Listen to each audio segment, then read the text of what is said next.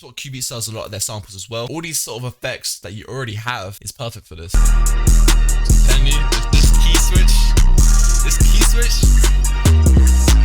Yo, what's up guys, welcome back to the channel. It's your boy Ellis, and today in this video I'm going to show you how to make crazy dark beats for Lil Durk's recent album, Loyal Bros 2. Unfortunately, this video is going to be my last video of this year. My next upload is going to be my next kit, and I'm sure you lot will love this. That next Friday, this kit's going to drop. Don't miss it. For the meantime, be sure to go cop my latest loop kit, Phantom, which is out now, link in the description. Got 25 crazy samples just like the one you'll be hearing in this video. And also be sure to stay tuned to the end because the beat switch in this one is crazy. Like, you don't want to miss this because this secret I exposed in this video, the gems I exposed in this video. And yeah, as always, if you enjoy learning from this video, be sure to go leave a like and subscribe. Let me know you guys down below. If we hit 250 likes on this video, I'll be sure to go follow up with another one just like this. Be sure to go follow me on Instagram at ellislostbeats. And yeah, let's get into it. So as always, we're in FL Studio 21. As for this tutorial, I'm going to break it down a little bit more different. Instead of just normally breaking it down, I'm going to show off how I've already chopped and processed this. This sample generally took like an hour and a half sort of thing, because I was just messing around, proper flipping the sounds. So I'm going to going through the whole process, really in depth on this one. So first off, this is what the final sample is going to sound like.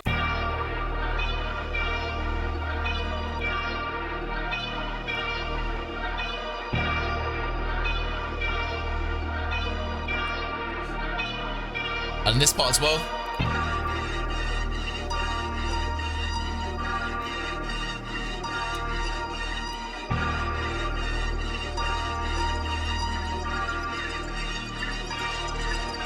Crazy hard vibes right there, and as you can see I skipped a part there when previewing the sample, but later on in the video I'm going to be explaining why I skipped that part because yo I don't want to talk too much, I just want to show you lot. First off, starting off, this is the first sound, originally with no effects on at all.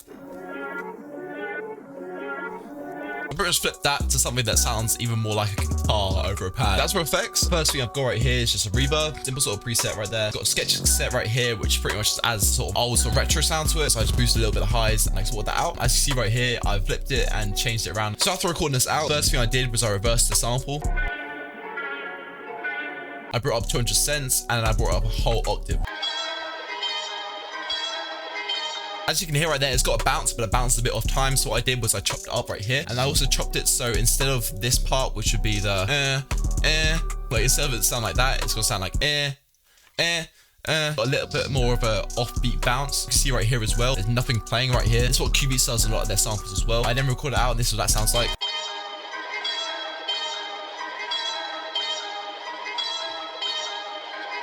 It sounds cool, but it's also hurt my ears a little bit. For this, what I put on was a halftime, put it on 1.5 times right here, and I brought it up onto the quarter loop.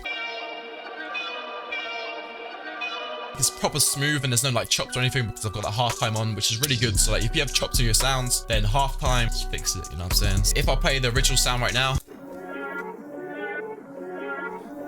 and then this is the process sound with effects on. Pretty much how you process and chop sounds like that. As for the second sound, this sound is again using the first sound, but I've just chopped it in a different way. That's what the second sound sounds like with effects on and everything.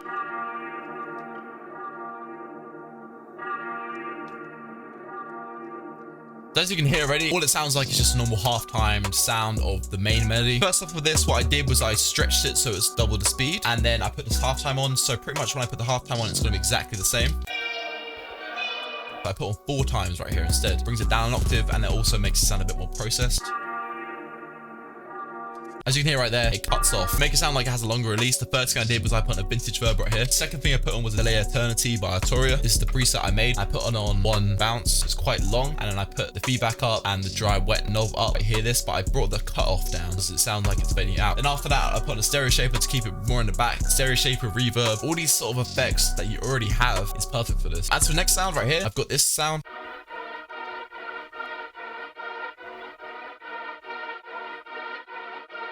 I went straight to Analog Lab, and after that, as you can see right here, I went straight to the Cryptic Multi-Kit, which is out now, link in the description. And I got this add sound right here called Opia. I played out this pattern. This is it raw with no effects on.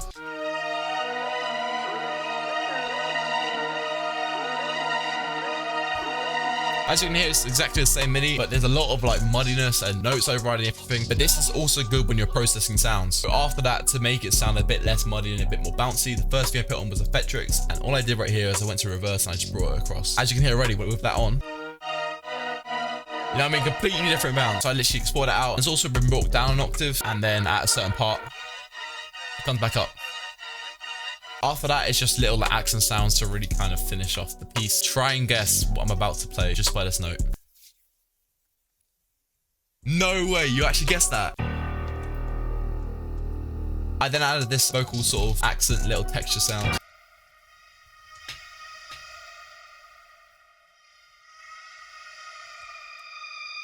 Added these piano keys without any effects on.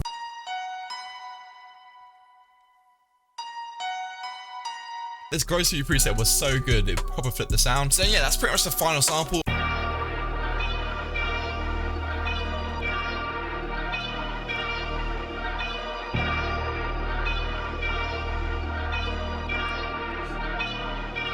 When I'm making the drums, I added this part. And now we're gonna put some drums in it, and man, this is gonna go crazy. I already know this is gonna go crazy. As for drums, we're gonna be using a Havoc drum kit for some of these sounds. Again, available, link in the description. This is my go-to drum kit for like all my beats. Bro, this is the Durk snare. Man, what?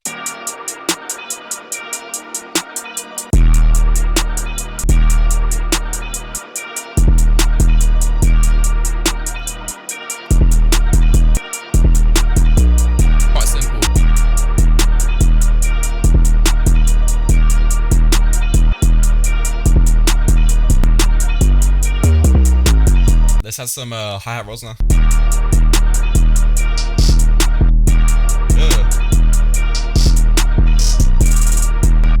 Like that.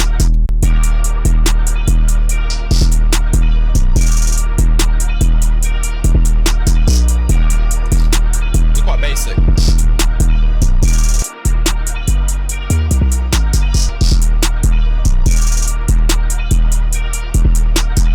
Get kicking on this one. Hitting like certain parts.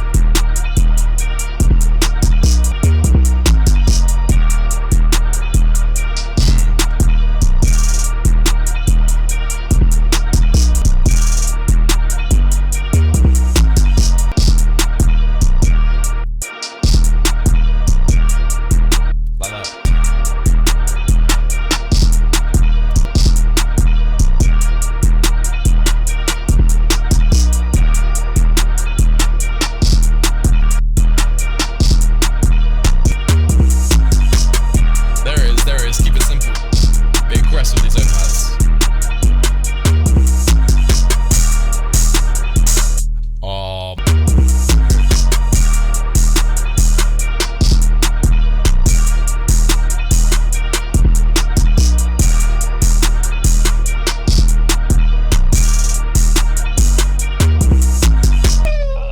Open hats and that is crazy. Insane. What's that bounce? I think I add a little bit of effect just on his hi-hat as well. We're gonna add a little reverse bit. Maybe at the end.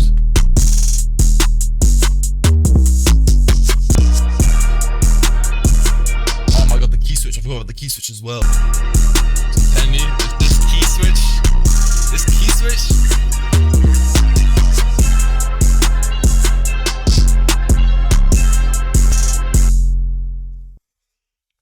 It's like everything's kind of coming in. There's a little bit of a balance everywhere.